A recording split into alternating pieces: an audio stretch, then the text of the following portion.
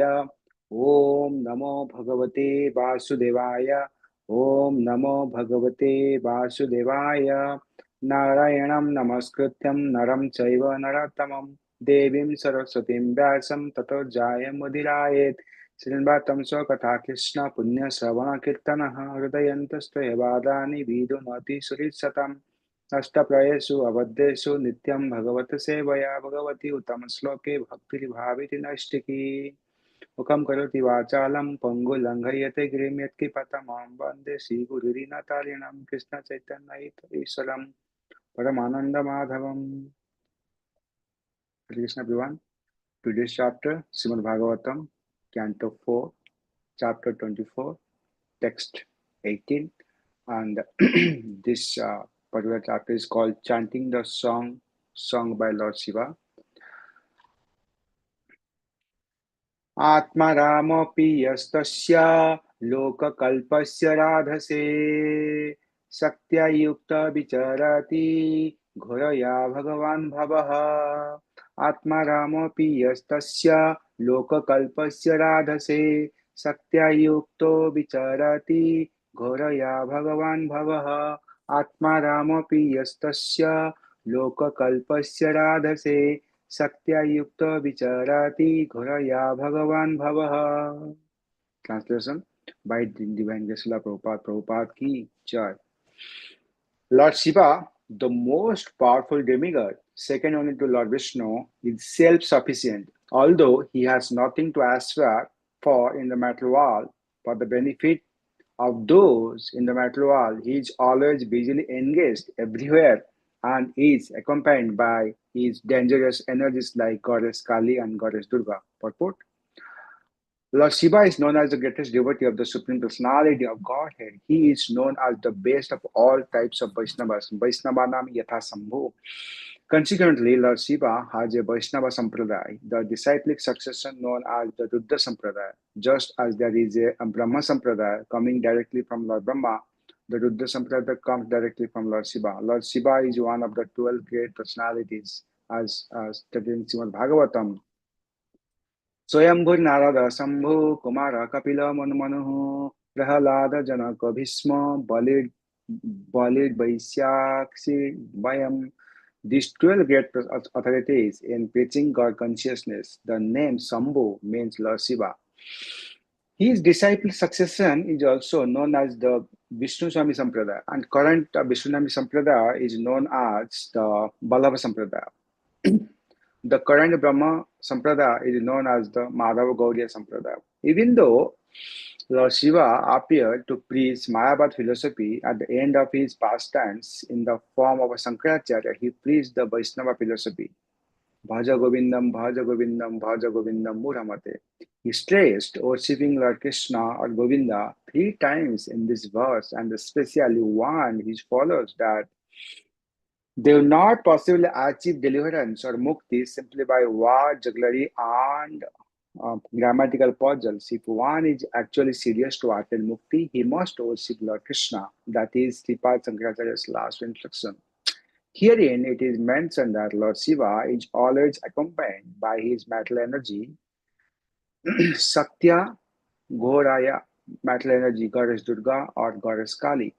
Is always under his control. Goddess Kali and Durga serve him by killing all the asuras or demons. Sometimes Kali becomes so infuriated that she indiscriminately kills all kinds of asuras. That is a popular picture of Goddess Kali in which she wears a garland composed of the heads of the asuras and holds in her left hands a captured hare and in her right hand a great kharg or chopper for killing asuras. Great wars are symbolic representations of Kali's devastation of the asuras and are actually conducted by goddess Kali. Shruti, Sthiti, Praya, Sadhana, Sakti, Eka. So this is coming from the Brahma Samhita 5.44. Asuras try to specify goddess Kali or Durga by worshipping her in material opulence, but when the asuras becomes too intolerable, the goddess Kali does not discriminate in killing them. wholesale. Asuras do not know the secret of the energy of Lord Shiva, and they prefer to worship goddess Kali or Durga or Lord Shiva for material benefit. Due to their demoniac character, they are reluctant to surrender to Lord Krishna, as indicated by Bhagavad Gita, chapter 7, text 15. Namam duskritena muraha prapadyante naradhamaha mayaya prahuta jnana asuram bhavam asritaha. Lord Shiva's duty is very dangerous because he has to employ the energy of goddess Kali or Durga. In another popular picture, the goddess Kali is sometimes seen standing on the prostrate body of Lord Shiva, which indicates that sometimes Lord Shiva has to fall down flat in order to stop goddess Kali from killing the Asuras. Since Lord Shiva controls the great material energy, the goddess Durga, worshipper of Lord Shiva, attain very opulent position within this material world. Under Lord Shiva's directions, a worshipper of Lord Shiva gets all kinds of material facilities. In contrast, a Vaishnava or worshipper of Lord Vishnu gradually becomes poorer in material possessions because Lord Vishnu does not trick his devotees into becoming material entangled by possessions. Lord Vishnu gives his devotees intelligence from within, as stated in Bhagavad Gita, chap, um, chapter 10, text 10. तेषां सततो युक्तानां भजतं प्रीतिपूर्वकं ददामि बुद्धिं योगतं येन मामुपयन्ति ते. To those who are constantly devoted and worship me with love, I give the understanding by which they can come to me. Thus, Lord Vishnu gives intelligence to his devotees so that the devotees can make progress on the path back home, back to Godhead. Since a devotee has nothing to do with any kind of material possessions, he does not come under the control of the goddess Kali or the goddess Durga. Lord Shiva is also in charge of Tamoguna or the more of ignorance in this material world. His potency, the goddess Durga, is described as keeping all living entities in the darkness of ignorance.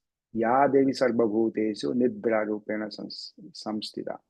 Both Lord Brahma and Lord Shiva are incarnation of Lord Vishnu. But Lord Brahma is in charge of the creation, whereas Lord Shiva is in charge of the destructions, which he carries out with the help of his metal energy, Goddess Kali or Goddess Durga.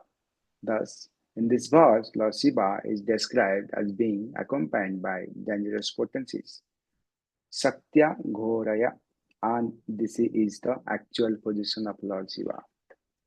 नमो विष्णुपदाय कृष्णप्रस्थाय भूतले समते भक्तिवेदांत स्वामी कृदानि नमस्ते सरस्वती गौरवाणी प्रचारिणे गिरिजसविन्नवादि पार्षद जय श्री कृष्ण चैतन्य प्रभु नित्यानंद श्री अद्वैत गदाधर शिवास आदि गौर भक्तवृंद हरे Krishna Krishna Krishna Hare Hare Hare Ram Ram Ram Hare Hare.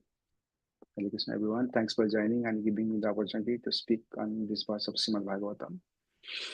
So this is the continuation of conversation between the sage Maitreya and Vidura.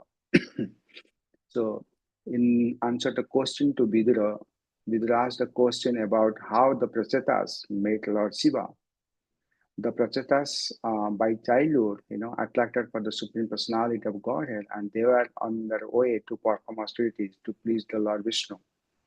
So on their way, they met Lord Shiva, and then Lord Shiva instructed him about the Supreme Lord. And Prachetas performed austerities for 10,000 years underneath the water, right? And we know the Prachetas are the descendants of the Prithumaras, right? We are reading the pastime of Prithumaras. So, so in this particular verse, Sukdev Goswami is describing about the Lord Shiva and his glories. So Lord Shiva, the most powerful demigod, second only to Lord Vishnu, is self-sufficient, although he has nothing to aspire for in the material world. For the benefit of those in the material world, he is always busily engaged everywhere and is accompanied by his dangerous energies like Goddess Kali and Goddess Durga. So, in order to understand Lord Shiva and Lord Vishnu in details or in a proper way, so there is two ways to understand this. One is called the Apar Vichar and Tattva Vichar. So, which is means the Apar Vichar means called the apparent consideration, and the Tattva Vichar means called the absolute consideration. So our consideration here is Tattva Vichar, the absolute consideration. By absolute consideration, you can understand the thing as it is. Otherwise, we will be bewildered. So Lord Krishna says, Yo Veti Tattva Toho, which means one should understand Krishna by Tattva, right? So similarly, I'll give an example, very short example, how to understand, very clear understanding of Lord Krishna and Lord Shiva. And so here, to understand what is between the apara vichar and the tattva vichar.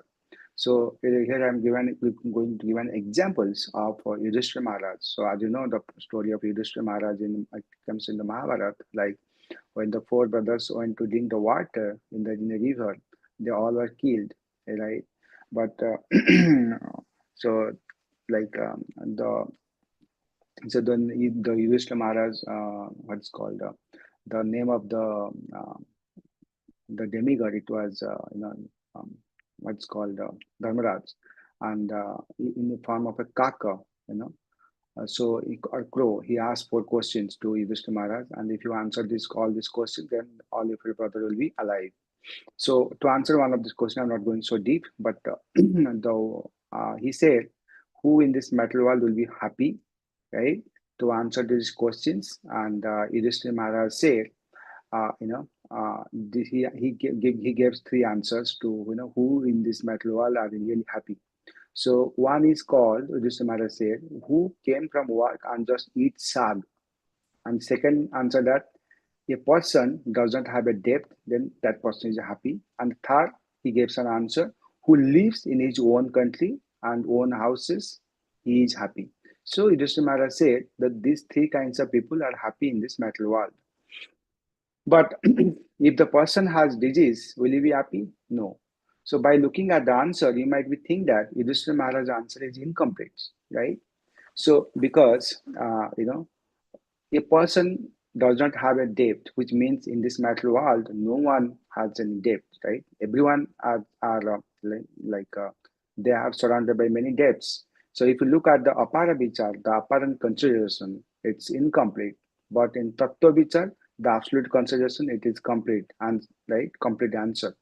The apparent considerations generally refer to factors that seem to be relevant or important in a situation, but may not clearly significant upon closer examinations. The apparent considerations are not always right, a generally public view. So he said, who came from work, or and eat sag, so these are happy. And the second answer to answer this question, he said a person doesn't have any debt. So have you seen any person doesn't have any debts? Everyone is in debt by his mother, a father, forefathers, demigods. Like we have different runas. They are called Pitru runa, Deva runa, Rushi runa, and Bhutta runa, right? So Pitru means mother, father, Deva means demigods, Rushi means the saints, Bhutta means the living entities. You know, like your in what's called your friends, families, and for example, Bhutta runa means cows, right? Cow gives milk and nourishes our body, so we are indebted to cows also, right? So how can we pay back the debt? The answer is all knows, right? By watering the plants, everyone is satisfied, and that root is Krishna. By worshipping Krishna, all of our debt are nullified. When you worship Lord Krishna, the absolute truth, then all of our runa or the debts will be nullified, and we will be eventually happy, and we will be eventually debt free. That's why Yudhishthira Maharaj says, those who do not have debt, they are happy. So, what we understand from this Tattva Vichar, we understand that the real meaning of the answer of the Yudhishthira Maharaj is that those who are indebted, I say like those who are surrendered to Lord Krishna or those devotees, they are really happy. So, the whole point I want to make is, if you want to understand the position of Lord Shiva, then we will go by Tattva Vichar, but not by the Apara Vichar. Else will be bewildered to whom to. Sometimes you have questions to whom we will worship, Lord Vishnu or Lord Shiva. So in some communities says Lord Shiva is the supreme, and some says Lord Vishnu. By apparent consideration, it's confusing and bewildered. So we need to understand by absolute consideration. In Srimad Bhagavatam, Lord Brahma went to Lord Shiva to save, from the halahal beast, and the dangerous poison came from the churning of the milk ocean. And there he addressed Lord Shiva as the supreme personality of Godhead in the Bhagavatam. But in the same purport, Prabhupada explained nicely by stating that Lord Brahma and Lord Shiva are the Guna avatar of Lord Vishnu. And in that context, Lord Brahma addressed Lord Shiva as the Supreme. So if you understand the Tattva Vichar, then understanding the scripture is easy. So I hope the point is clear. So in the public view, Lord Shiva, it looks like he is the supreme, like everyone has accept. But if you think about the apparent consideration, but in Tattva Vichar, if you go to the philosophy of the Tattva, the proper Tattva, so then Lord Shiva is the greatest Vaishnavas. In that way, you can understand that. Similarly, we could not understand like the Yudhishthira Maharaj answer, looks like it's confusing. But if you go very deep into that answer, then you can understand that yes, whatever in the root Lord Krishna is, then you will be the debt free, right? Then you will be eventually happy. So that's the point. The Tattva Vichar and the Apar Vichar. So then Prabhupada mentioned uh, in this purport, Lord Shiva is one of the 12 Mahajanas. Who are the Mahajanas? Like these are the 12 great authorities in preaching God consciousness. Lord Shiva, Vaishnava Namayatha Sambhu, among all the Vaishnavas, Lord Shiva is the topmost. So we have like four sampradayas, like the Brahma Sampradaya, Rudra Sampradaya, Sri Sampradaya, and Kumar Sampradaya. One of the sampradaya is belongs to Lord Shiva, is known as Rudra Sampradaya. So current, the head of the sampradaya is known as Vishnu Swami Sampradaya, or we can right now it's said, Prabhupada said, it is known as Vallabha Sampradaya. So Lord Shiva came as Sankaracharya because during the time of Lord Buddha, he preached the monist and godly philosophy. Because Lord Buddha that time to divert the attention of the peoples in general, because that time people were killing animals, for the sacrifice purpose, honestly killing the animals just to give a diversion of the Vedas. So he preached the monist and godless philosophy, right? And he rejected Vedas. Who? Lord Buddha, to re-establish, to re-establish the Vedas and the philosophy of godly philosophy. Shankaracharya appeared, you know. So Sri Shankaracharya wanted to establish the predominance of one spiritual identity. Therefore, he wanted to convert the atheist through an imaginary interpretation of the Vedic literatures. There are the secret of the Acharyas. Sometimes they cancel the real purpose of the Vedas and they explain the Vedas in a different way. Sometimes they, enunciate a direct theory just to bring the atheist under their control. And in the Padma Puran, it is says that Lord Shiva speaking to Parvati foretold that he would appear the Mayavad philosophy, in the guise of a sannyasi or in a disguised form of a sannyasi, Brahmana, just to eradicate Buddhist philosophy. This sannyasi was Sri Sankaracharya. So at the time, Sankaracharya used to, he preached the Mayavad philosophy. But there is a pastime, there is a story. So at the time of death of his mother asked, "What did you learn so far as a sannyasi?" So he instructed his mother, Bhaja Govindam, Bhaja Govindam, Bhaja Govindam, Muramate. He instructed his mother just to worship Lord Vishnu, Lord Krishna, So then you can get deliverable. So his mother, remember the form of Radha and Krishna at the time of death, and then he goes back onto the Godhead. So here herein it is mentioned that Lord Shiva is always accompanied by his material energy, Satya, Ghoraya, So material energy means God Durga and God Kali. So basically, Lord Shiva, so they are the Lord Durga and Lord Kali are under the control of Lord Shiva. So if you understand who is Lord Shiva is, so if you look in broader aspect, his wife Bhavani, you know, is the conductor of material energy, and her form of Durga with her trident, she keeps everybody completely trapped by the three modes of material nature, by threefold miseries of the material existence, and Shiva is never infatuated by her. He is never put into illusion by her. Shiva sits in Kailash under the big, big banyan trees in Samadhi, completely immersed in the thought of the Supreme Personality of Godhead. So, so then we can understand from this point of view, Lord Shiva is the Lord Shiva is being contact with the material energy like Lord Durga. He is never been affected because he is the above of the all the contamination of this material world, right? So even though Lord Shiva, his friend is Kuvera, right? Kuvera means is the treasurer of the demigods. Even though he has a good friend of very rich, but still he didn't care for the riches. What he did, he just live in the where? Where does he live? He lives in the cremation area, right? And he's always meditating on the Supreme Personality of Godhead. And the Lord Shiva also, if you have seen that, Lord Shiva has a snake in his neck, right? So that also Bhagavatam represents. It means Lord Shiva uh, who is his Aryadha Devata, like the who is that is Sankarshan, or you can say the Ananta says, right? So Lord Shiva always think about the Supreme Personality of God, Ananta Dev, and the two just as a symbolize of Ananta Dev, he had a snake on his neck, right? That's the Lord Shiva, that's Lord Shiva. So Lord Shiva, and so we can by this thing you can understand how great is Lord Shiva is. So Lord Shiva becomes so sober, and then he came back to his spiritual, to sorry, to his natural, uh, by controlling his different potencies, or you can say like by self controls. So if you know a little bit more about the Mohini Murti, right?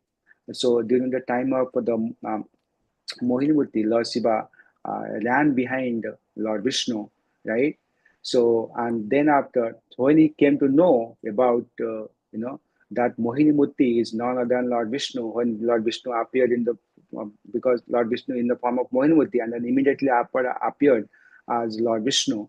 So that time, Lord Shiva was not ashamed at all. Even though in front of Parvati, Mother Parvati, Lord Shiva was never ashamed in front of Lord Vishnu, because in a lofty desire, he was running behind the Mohini Murti. And for a person or for a married person, it might be so ashamed, right? So Mother Parvati is standing there, and Lord Shiva was running behind the Mohini Murti. And then later on, when he realized the Mohini Murti is not other than the Lord Vishnu himself, he said he was very happy. Lord Shiva was very happy because he was thinking, I am just running behind my, for, for the service of my Lord. He is my Lord himself. So I am not ashamed of. So by his behavior and that time, Lord Vishnu was so happy by seeing the Lord Shiva, because he doesn't have any ego or nothing that, because he is just serving his master. When he found out that Mohini Murti is none other than Lord Vishnu, he becomes so happy. So that's the exalted personality of Lord Shiva.